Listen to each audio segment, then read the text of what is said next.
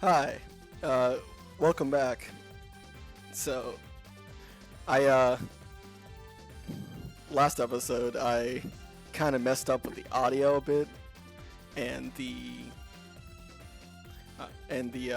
screen. I didn't realize that the screen was just, so small in comparison to the rest of the recording. I guess it's because it's a GameCube PlayStation era game where they didn't really have high definition yet. So I changed that a bit, and I made it so the audio is a bit better because to me it sounded kind of loud, and I didn't want to have it be louder than me, so I lowered it too much. But it should be better now, especially because we're going to go into an area which I fondly remember for its music. But yeah. You know, today actually was the announcement for the next, well, not announcement, but a new trailer for Pokemon Scarlet and Violet. Talked about it previously. I'm pretty excited for it. I'm also skeptical. Amy sure doesn't give up that easy. What is this place? Sure is bright We here. got some time. Feeling lucky? We only have 24 hours left. I still don't know what the 24 hours means. I don't remember there being a time limit in the story. But Roads are all part of a pinball table. sure, we got 24 hours to beat Eggman. I thought we already beat him. I don't know. I don't remember there being a time limit in this. Maybe I didn't pay attention. But yeah, Scarlet and Violet just yeah, Tails.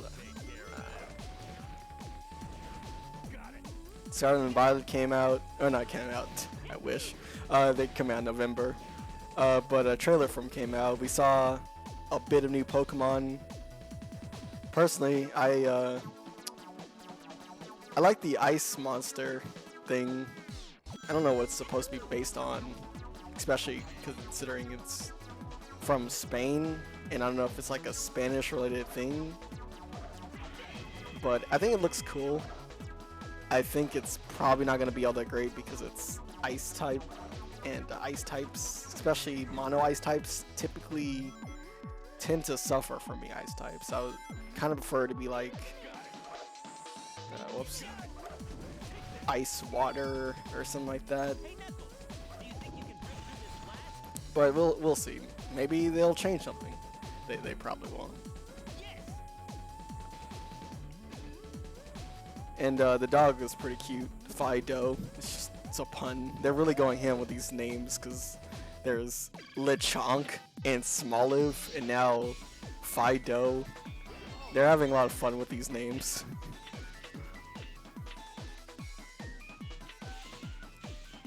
Okay, I don't know where to go actually. But yeah, and the open world being like kind of similar to something like, I'm assuming, Breath of the Wild, which looks like where they got their main inspiration from with the climbing and the gliding.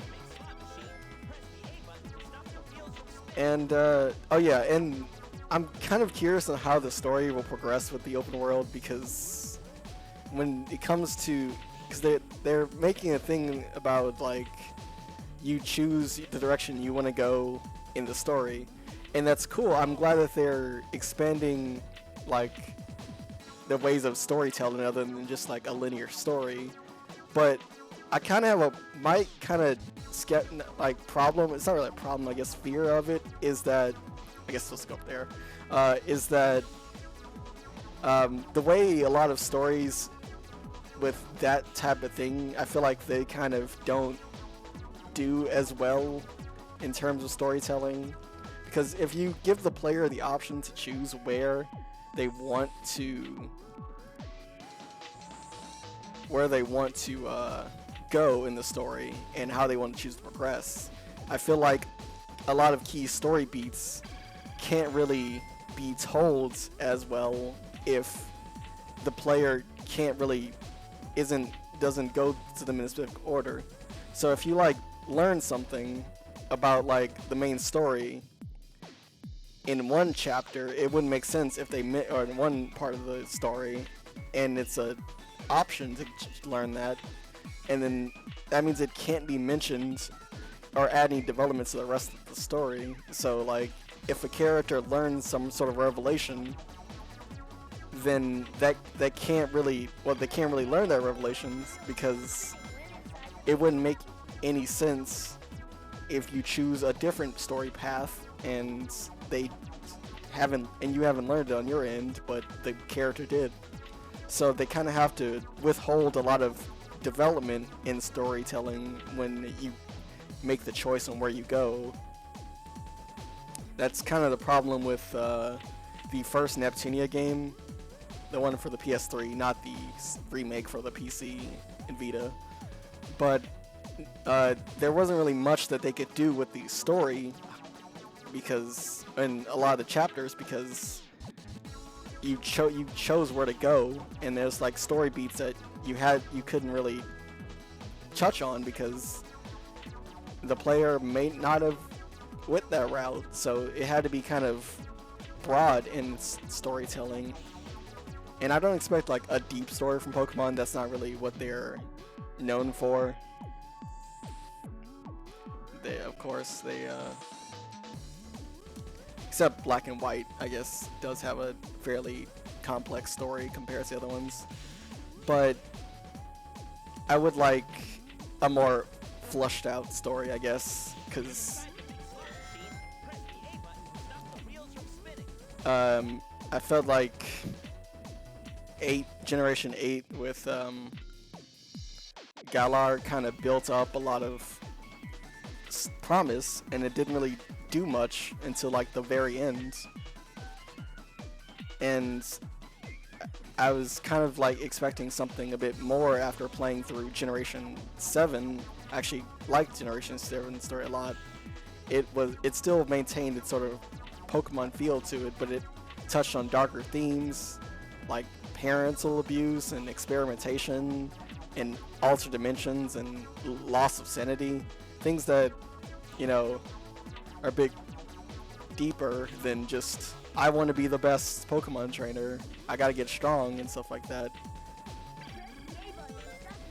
And I was kind of hoping for them to continue that in Generation 8, and they didn't really.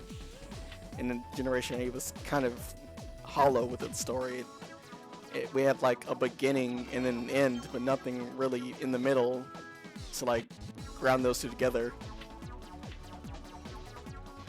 But I'm liking what I see so far. There seems to be a sort of scrapbooking, like camping adventure with friends sort of theme to it, where you're like out in the open, you know, exploring the land and the locals and stuff like that. There's even the Pokedex, from what I've screened, looks like a scrapbook, and like the pictures are more dynamic and like nature based rather than them just being like an encyclopedia of the Pokemon.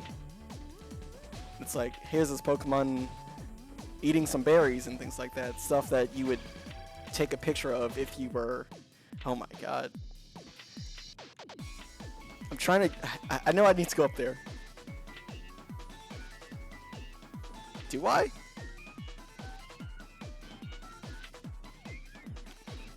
I've just been distracted talking about Pokemon. But yeah, it's got like a sort of adventurous, explore, open area, outdoor, camping, trip, RV, adventure. There's even like a gas station where you like meet your friends at. But then there's also the school, which I think that's a... Okay, I think I just go down. No, I don't go down. I actually have to go up. But there's also the school, which I'm assuming is going to be a sort of main hub area where the story, after you complete like certain parts of the story, because they mentioned that gym battles are just a part of it, and they're not the main thing. And there's like a... Okay, okay, never mind. We're finally free. But I love the music here. But considering there's a school-based sort of hub world, I'm guessing that. Oh, never mind. I have to hit that.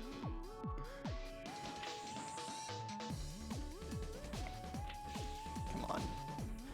So, like, with a school-based setting, the schools in games, at least, they either tend to be the tutorial section, like in Rangers Shadows of Omnia, or they tend to be like the central plot point of the story, like with the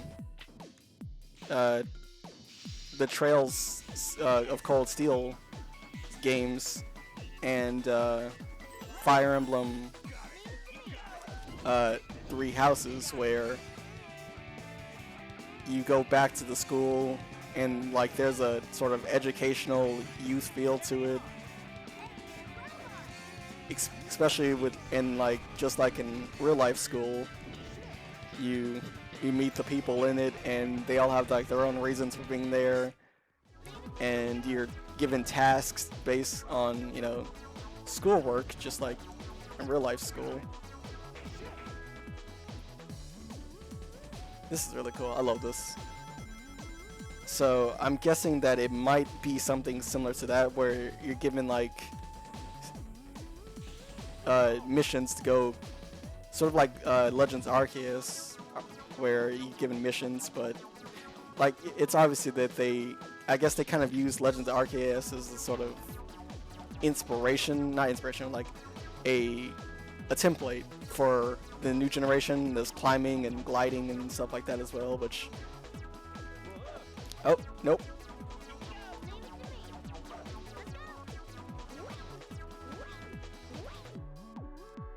Ah, crap. But yeah, I'm guessing but I do think it's cool that the Pokemon that they're... Oh, wait, what? That they're doing is that this game has a hub world, at least that's what I'm assuming, because it'd be kind of weird if like the main thing is you're going to a school, like your character has a, you know, school kid outfit, but that's like the tutorial, like Shadows of Omnia. I'm guessing it's not going to be like that, and the school's going to be a main feature in the story, because why would they introduce, you know, all these school classmates and professors, which I guess they had professors before going to school, but they had these professors, like there's a guy that teaches biology specifically, and for them to point that out specifically, it's obviously going to play a factor in his, you know, his story as a character, or else, cause why else would he be a biology teacher if there's not going to be anything related to that in the game? That'd be kind of weird to just have that as like a part of his personality, and he's just a part of the tutorial.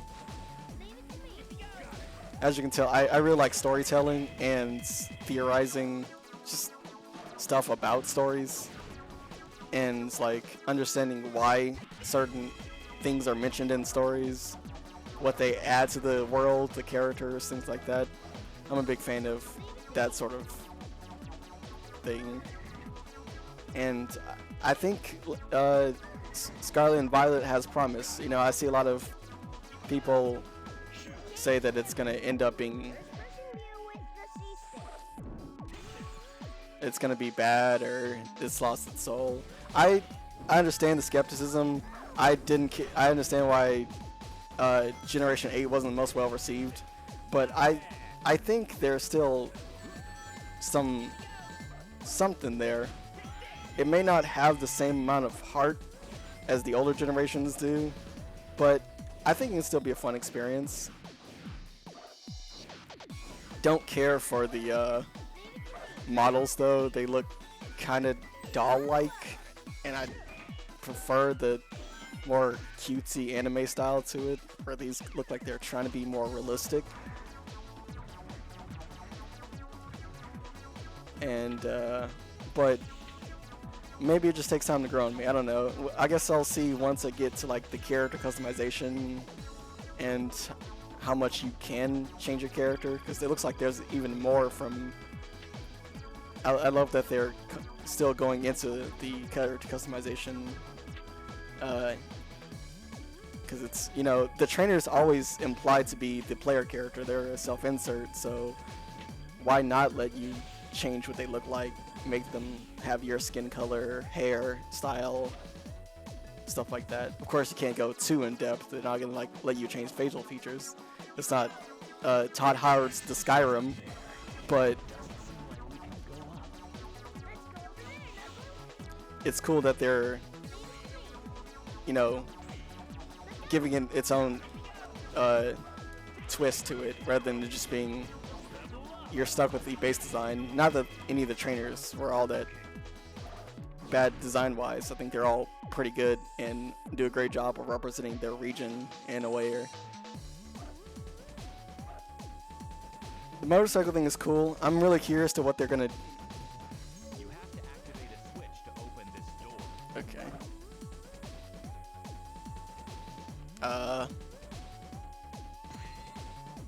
Oh, there it is.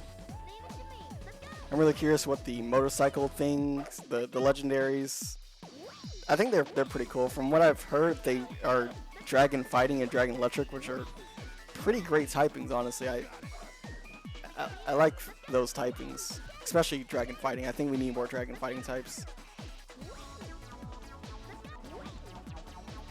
What the heck? And I'm glad that the potential Dragon Fight type is coming from Scarlet, the one that I'm picking. And it's weird to me that they show you, like, showcase you riding on them, you know, like you're going through the region, climbing them, which I imagine is a main feature of the game, so they wouldn't save it to late game, but that's typically where you get the legendaries. Like in Sword and Shield, you didn't get the legendaries until the after game, and it's like, that's interesting, but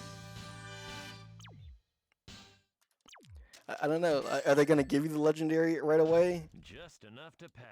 I'm guessing, which seems like the one that makes the most sense, even though it's kind of weird, is that they'll be with you as like your mounts, but they won't be a part of your party. You can't capture them. You have to like earn their respect, but they'll help you climb and go around and stuff like that. I don't know why specifically you, unless you catch them, but we'll see. We got a few more months. Maybe they'll show off some more stuff. But I feel like giving you a legendary this early is not really gonna happen. This music though, oh my god. Oh.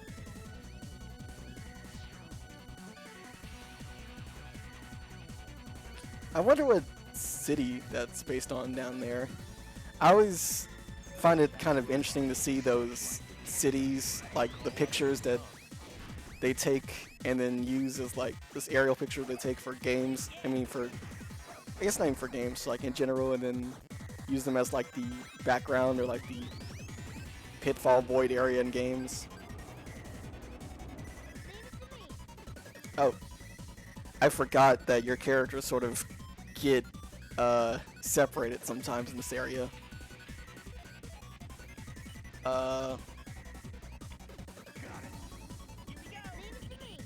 Guess I gotta get Tails back to them.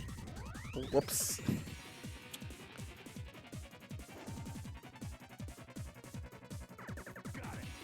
Okay, there we go. There they are.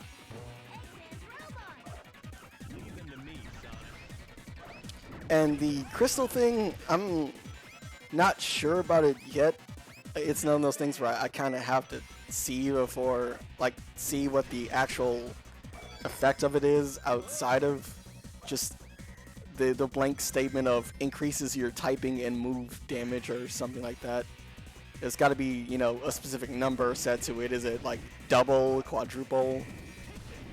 What does it actually do? It changed. I saw a thing. They say it changes typing, but I don't know what that specifically means because, crap. Changing, because like, does it change does it change their primary typing or does it change their typing as a whole?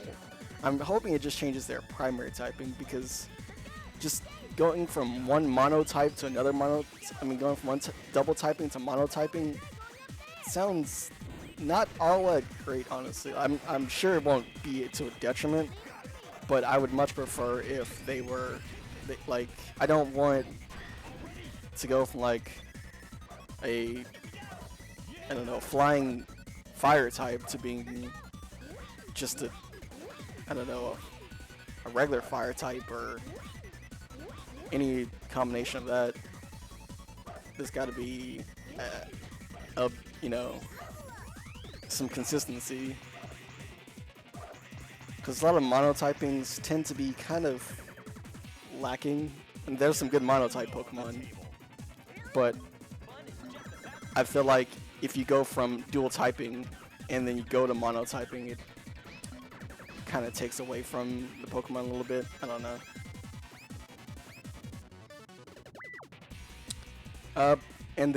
But yeah, I'm interested in it so far. I hope it's not just Dynamaxing with a different coat of paint. That there's more to it. But we'll have to see. Overall, I'm skeptical, but at the same time, I think it has promise. And I'm excited to learn more, see more versions of it, evolutions, and just learn more about the game. I don't want to make any, you know, opinions on it and then, or I don't want to make any like solid opinions on it and then just get, you know, completely turned around on what it actually is. It's like, oh, it was actually this the whole time, you silly goose.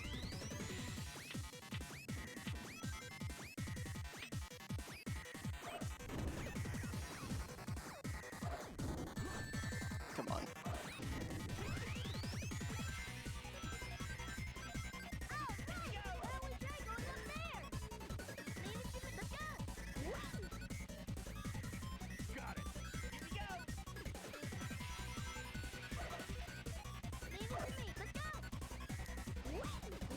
And yeah.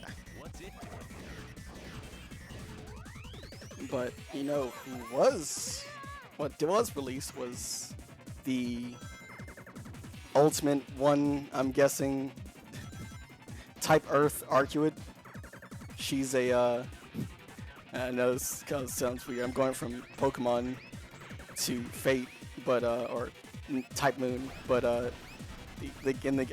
I frequently play the game Fate Grand Order. It's not a habit, I promise. We're counting on you.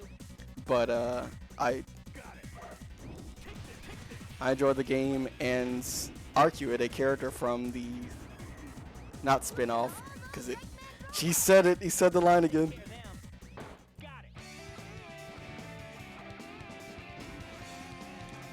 Got it. Arcuate was released in the Japanese server, and you know, as a fellow vampire myself, who also prefers not to drink human blood, I respect her. She holds back. I just realized this whole time that this was on screen. I'm sorry. I'm a silly goose. But at the same time, you know, would it be one of my recordings? Would it be a Scarlet Von Rosemary recording without a silly hiccup?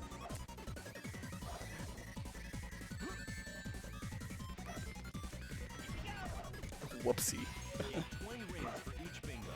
Perfect bingo adds 40 rings.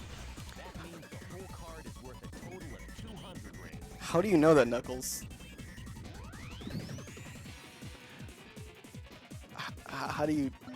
Who told you that? Is that just common knowledge in this world? They teach that in Angel Island school? Ah, shucks.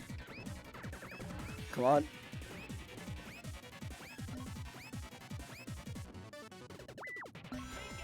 Hey, bingo. I like bingo. Bingo's a fun game. It's completely just random chance, and there's no skill to it whatsoever. But you know, it's fun. It's simple. It's all in the heart of the cards. All right.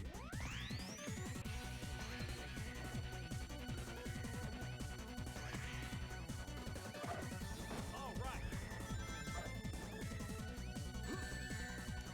Oops.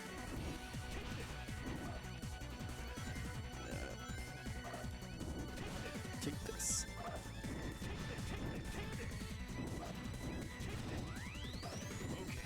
Take this. Level up. You have to activate a switch to open this door.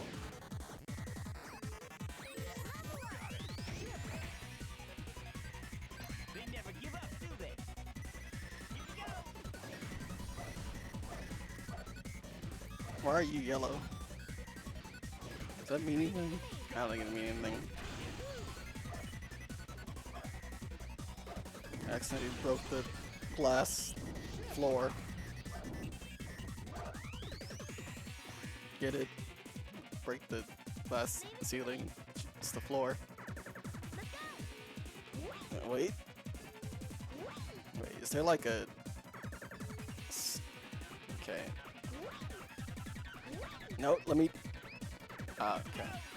What does this say? I wonder if there's a switch code somewhere. Oh, it's gotta be one of these.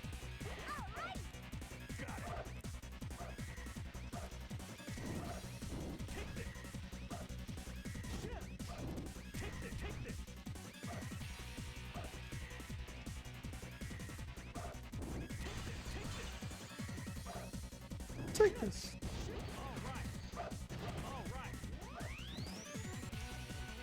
Do I have to kill you?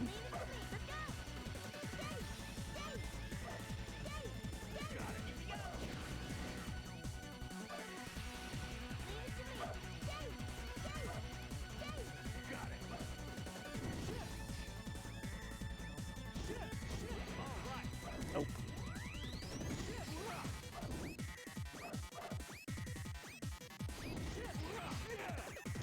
I'm not seeing any switch tails.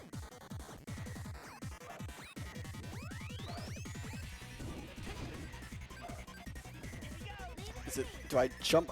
Wait. Is the switch supposed to? Wait. There's gotta be a switch for this somewhere. Is hitting this? Is that hitting the switch?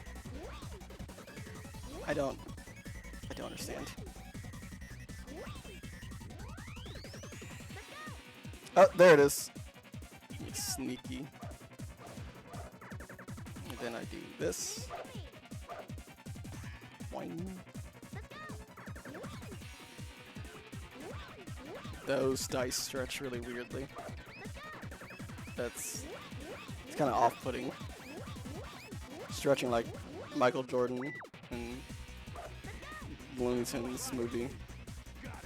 Space Jam, which I won't bring up again in fear of going on another LeBron James rant.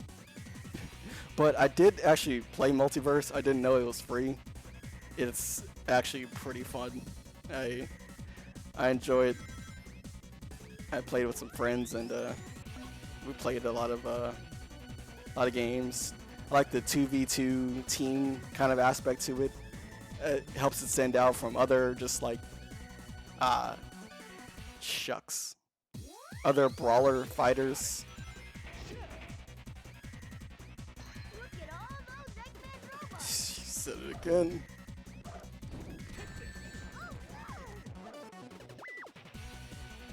It also just feels like a good game to play. That's the main motivation. That should be the main motivation of your fighting game, is feel good to play. Because if it doesn't feel good to play, then no one's gonna want to play it.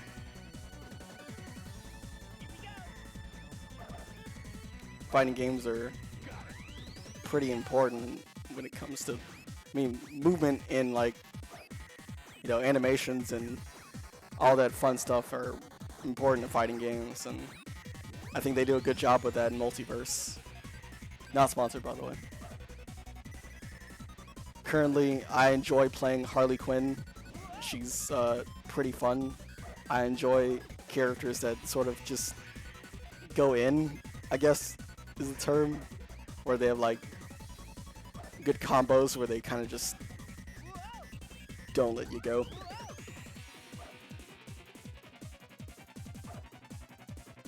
Not really a fan of like stally characters or characters that are, you know, spacing. I like going in.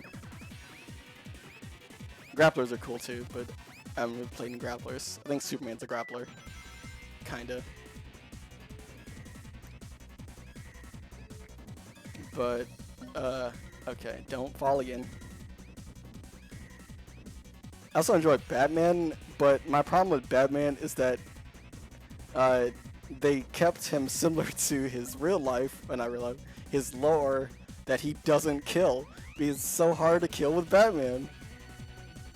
He has fun combos, but he doesn't kill. And then I'm like beating them, they're like, I'm at like, they're like 200%, and I'm just like, kill, please.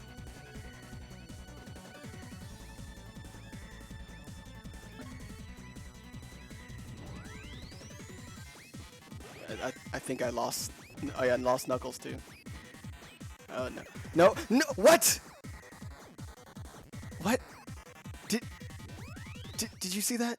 You saw that, right? You saw that, right? Okay. What was that? They never give up, do they?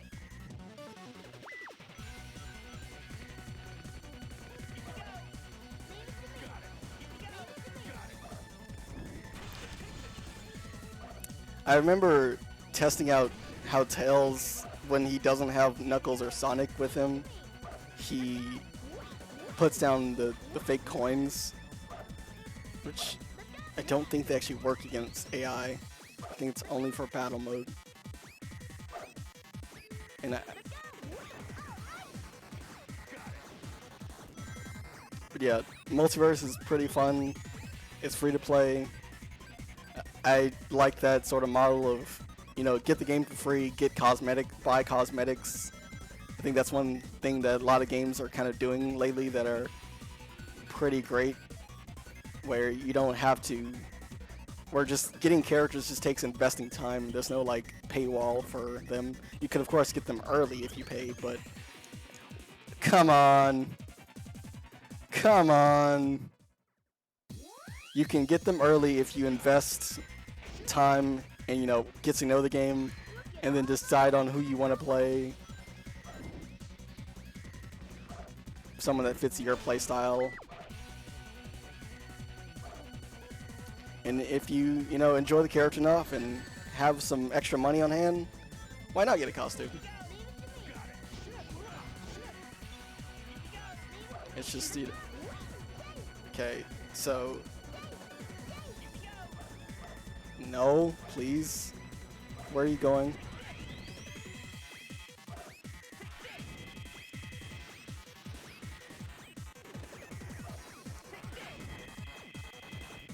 It's kind of what it is with Pokemon Unite as well, except I guess it's kind of a MOBA thing in general, and more games outside of MOBAs are no. Okay, more games are going under that game mechanic. I forget the word. No. Please. Okay.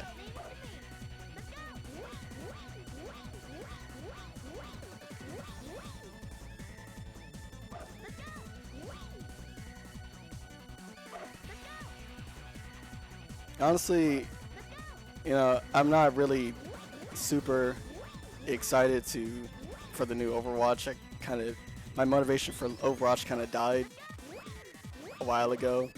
But if they were to do that free-to-play motto, I think it would do a lot better and give a reason for it being the second game rather than just adding new characters.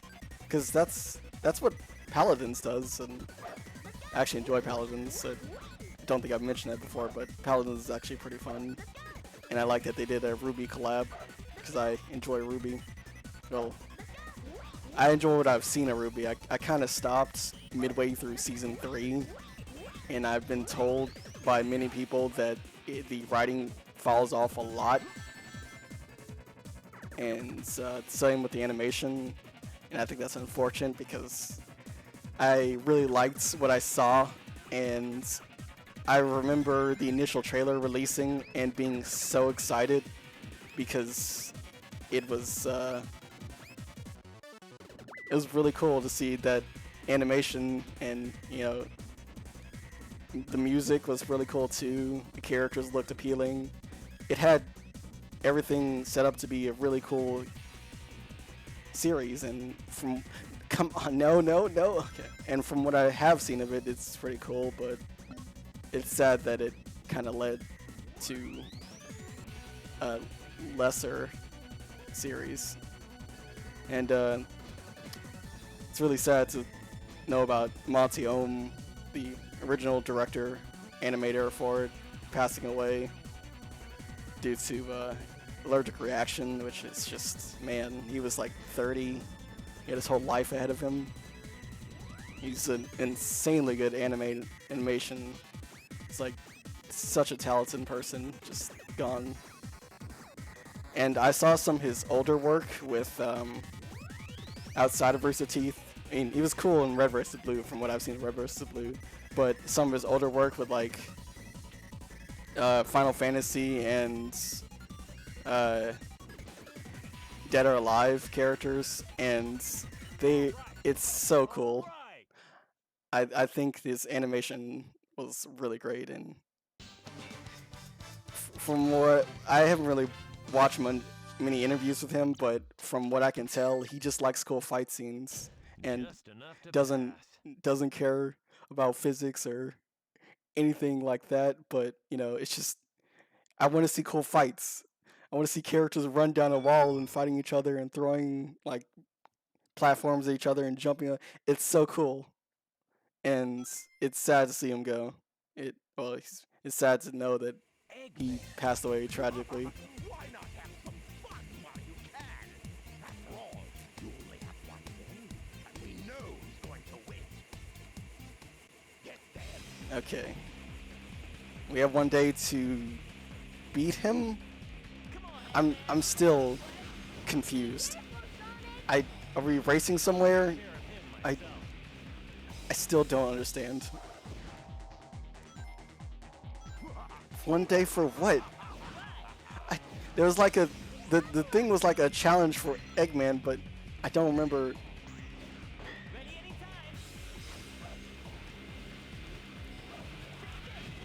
anytime. Anyway, yeah, Maltium, really cool animation artist. Them all. That's it. Yes. And if you haven't, I would highly recommend go check out his older work with Final Fantasy and Dead or Alive. I think it's Dead Fantasy or something like that. It's super cool. It's over the top anime, just nonsense that anyone who enjoys good fight choreography should check out.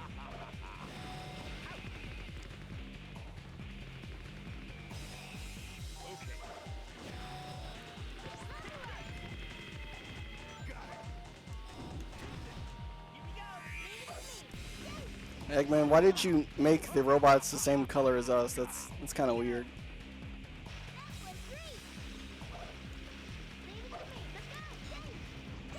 Looks like there's a bunch of them. Come and get I really like the Eggman and I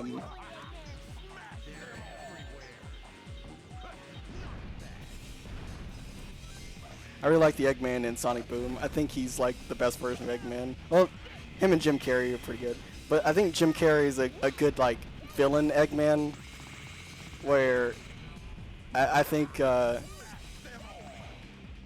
just think and where Sonic Boom Eggman's just kind of fun.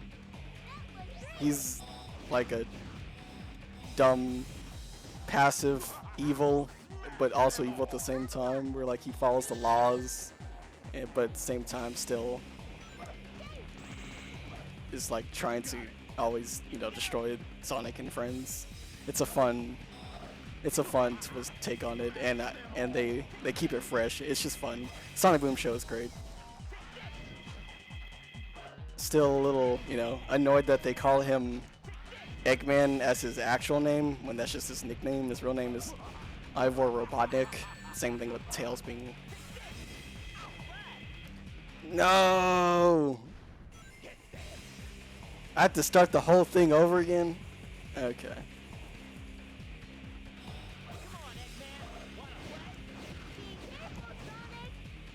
I'll take care of him myself. Alright, let's play this a bit safer. Ready anytime. I forgot about the special. I should use that.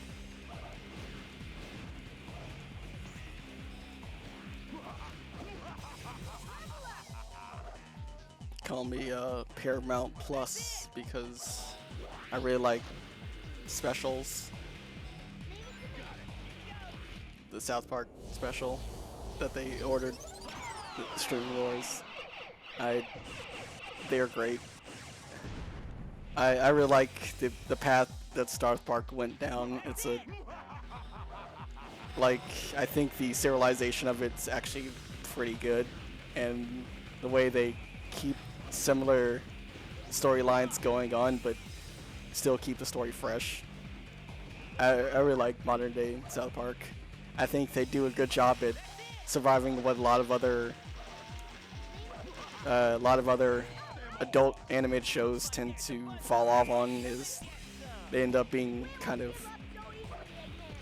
uninspired in the later half, a lot of them, and kind of just not as great. Like The Simpsons kind of falls off a lot. Same thing with Family Guy. American Dad, I'd say while it is better than modern day Family Guy, I think I still have some gripes with it, but definitely not bad.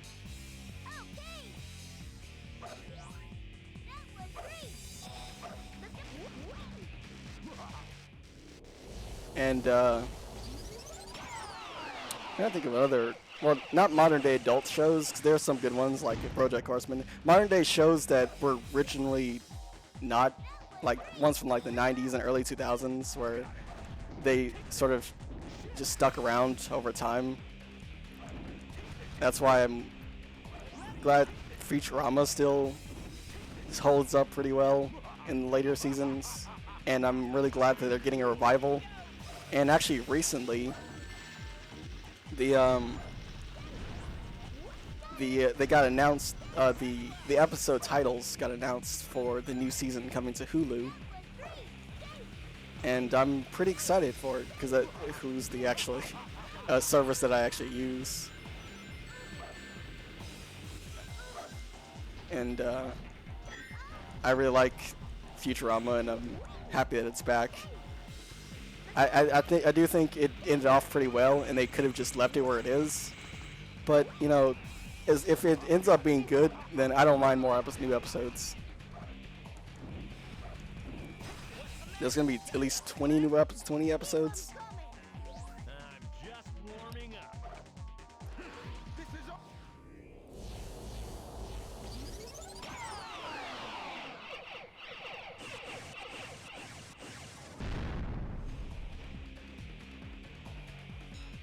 Don't get too excited, boys. Those were the easy ones. All right. I thought that was gonna be like another phase. Dun, dun, dun, dun, dun. What a waste. What? Bees are good. Bees are good. What a waste. Come on. I'm sorry I'm not perfect, Knuckles. I'm sorry I can't be better for you. But, oh, I think this section is the one that I could never beat, but we'll do this next time because How much time's left? He's got until sunset. Tails, Knuckles, give it all you but we'll do this next time because video's already gone long enough. And yeah. So hope the audio comes out better, and sorry about that little thing that I didn't see till like halfway through the video, but hey, we're making progress. And Sanic, I might play some more Ender Lilies later, we'll see. But until then, see ya.